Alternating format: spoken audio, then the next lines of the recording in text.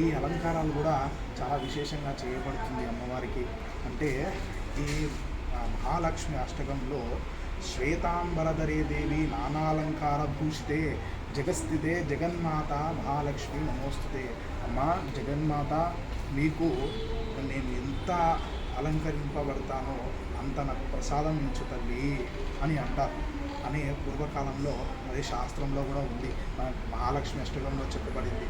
అంటే మనము ఈ మహాలక్ష్మి అష్టకం ఎన్నిసార్లు పఠిస్తే దాంట్లో ఉన్నటువంటి ప్రతి అర్థము మనకి మన గృహానికి సంబంధించినటువంటి ఏ బాధలు ఉన్నా కూడా అవన్నీ తీరుతాయి అనేది మనకు మహాలక్ష్మి అష్టకంలో చెబుతుంది.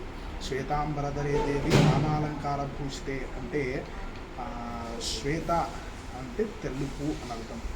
ఆ అలంకారంలో అమ్మవారు మహాలక్ష్మీదేవి ఎలాగైతే ఉంటుందో శ్వేత వస్త్రం, శ్వేత ఏది అమ్మవారికి శ్వేత వర్ణం, శ్వేత వస్త్రం ఇవన్నీ ఉంటాయి కదా. ఆ అమ్మవారు మహాలక్ష్మీదేవి స్వరూపం అమ్మవారు కాబట్టి మహాలక్ష్మీదేవికి ఎంత అలంకరిస్తే మనకు అంత లక్ష్మి వస్తుందని కూడా మనకు అలా మహాలక్ష్మి అష్టకంలో చెప్తూ వచ్చింది.